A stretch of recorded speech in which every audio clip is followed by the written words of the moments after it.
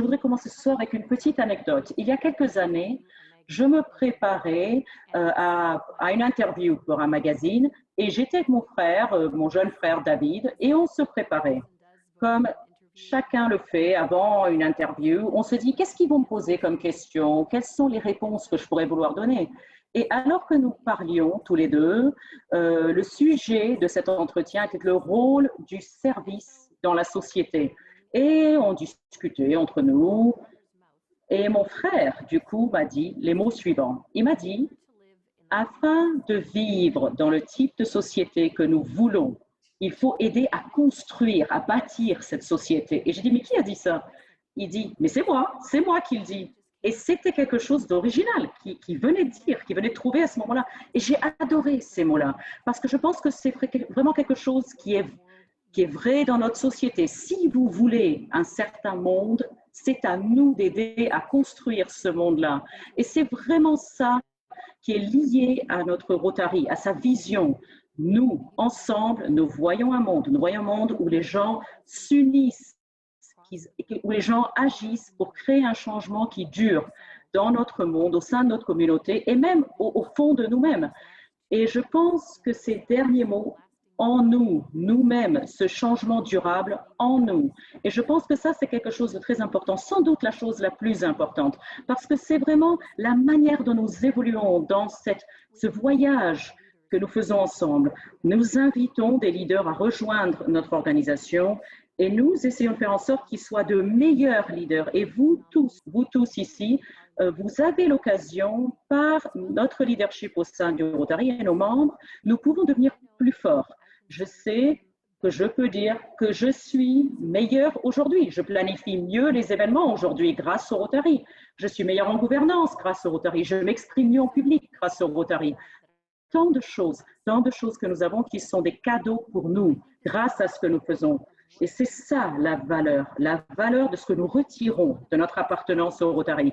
Et c'est une des choses qu'on doit vraiment faire, qu'on doit vraiment faire comprendre aussi à nos membres.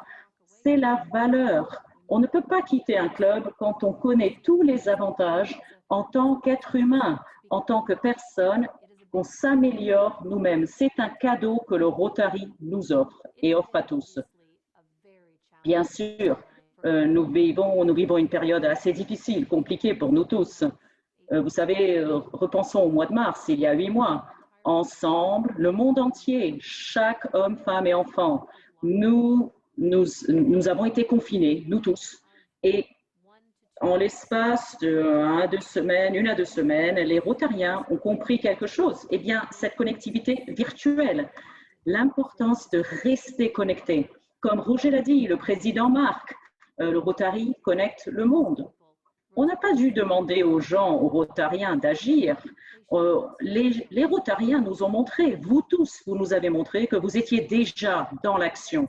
À travers le monde, les Rotariens ont commencé à agir parce que nous étions en distanciation sociale, mais même avec ça, nous avons vu des Rotariens qui recherchaient des opportunités, des fonds pour des ventilateurs, pour des respirateurs, qui s'occupaient de leurs voisins, de leurs amis, veiller à ce que tout le monde soit dans les meilleures conditions de sécurité possibles. Et 8 mois plus tard, on voit un espoir, quelques espoirs de vaccins à l'horizon et des espoirs que dans pas trop longtemps, nous pourrons être ensemble physiquement, en présentiel, et nous pourrons servir comme nous avons toujours servi par le passé.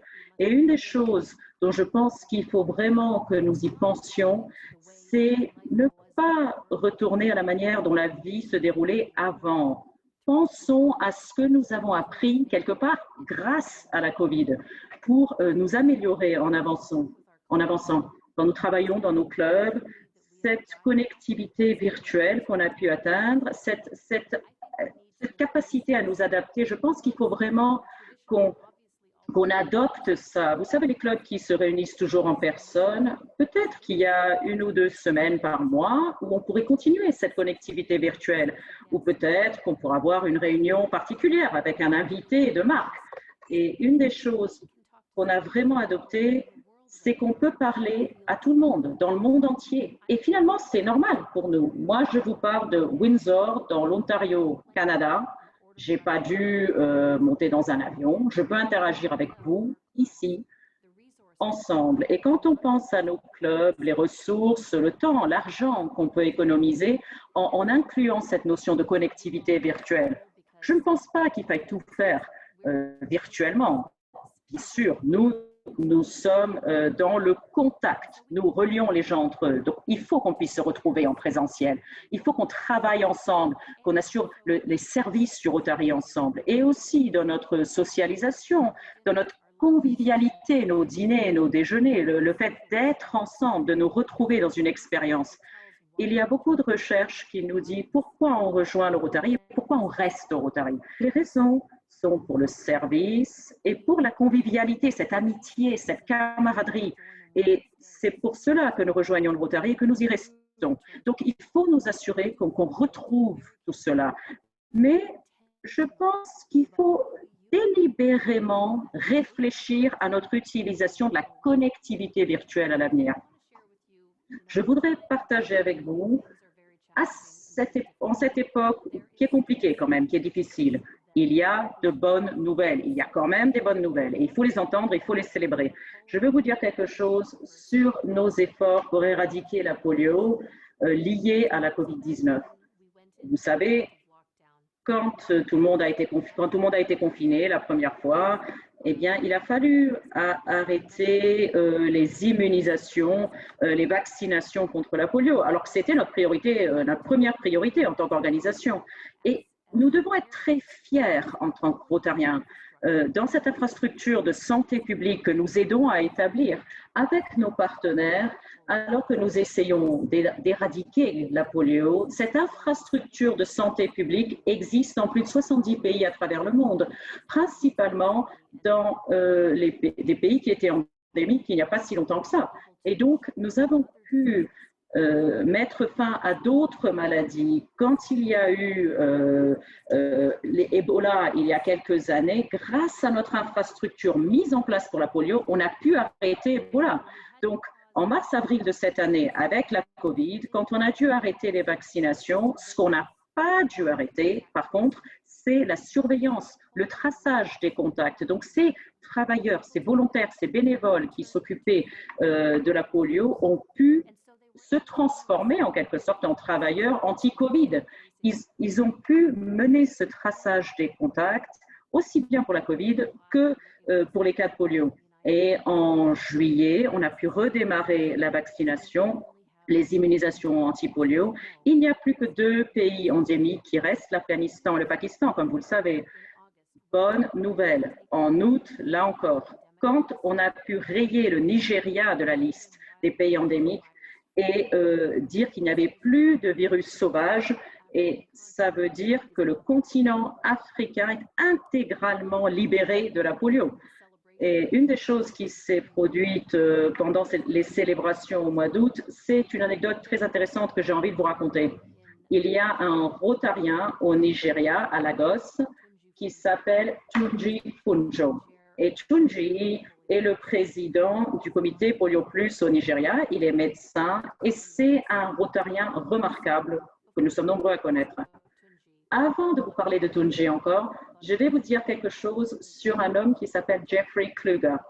Jeffrey est un des rédacteurs de Time Magazine. Et vous avez peut-être entendu dire que Time Magazine a désigné le docteur Tunji Funjo comme un des 100 influenceurs du monde cette année grâce à son travail sur l'éradication de la polio. Il y a 5 ou 6 ans, on a contacté Jeffrey Kluger chez Time et on a dit en tant qu'organisation, on adorerait que vous fassiez un article sur la polio et nos efforts en tant que Rotariens.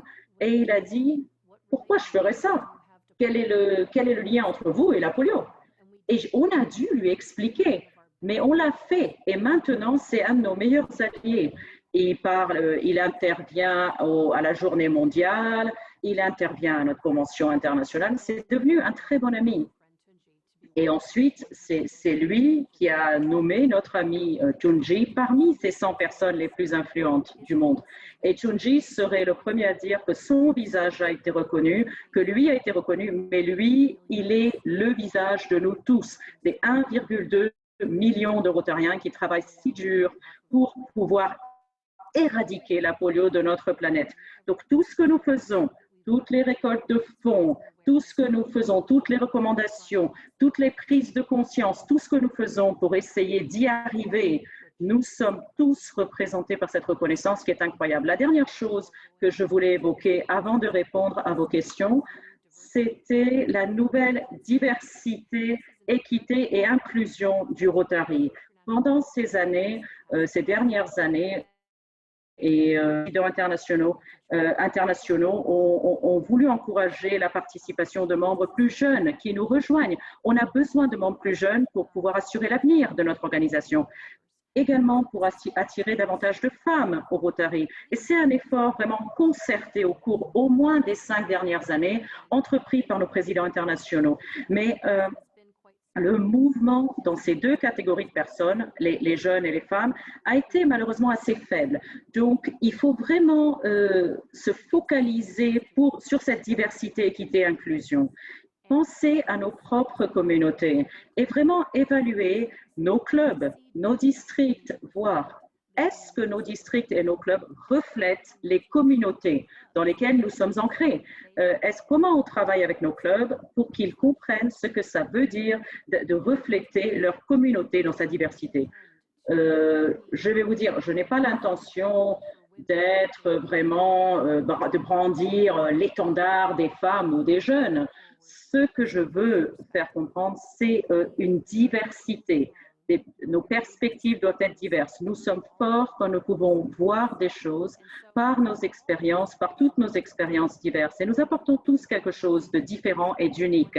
Si nous n'avions qu'un seul canal, si nous n'avions que des avocats, que des médecins, que des banquiers, eh bien, nous ne pourrions regarder les choses que par une seule perspective, une seule vision, mais parce que nous avons des perspectives si différentes, c'est comme cela que nous, en tant qu'organisation, nous pouvons résoudre tous les défis que le monde nous pose. Et ça, mes amis, c'est ce que nous faisons grâce au Rotary. Nous rêvons des manières de changer le monde et ensuite nous agissons pour que ces rêves deviennent réalité. Et vous y croyez, parce que vous avez décidé de prendre ce rôle de leadership au sein du Rotary. Et je vous remercie pour ce que vous faites au sein de vos communautés, dans votre pays et dans le reste du monde. C'est vraiment votre action qui change les choses. Vous avez le pouvoir de changer le monde.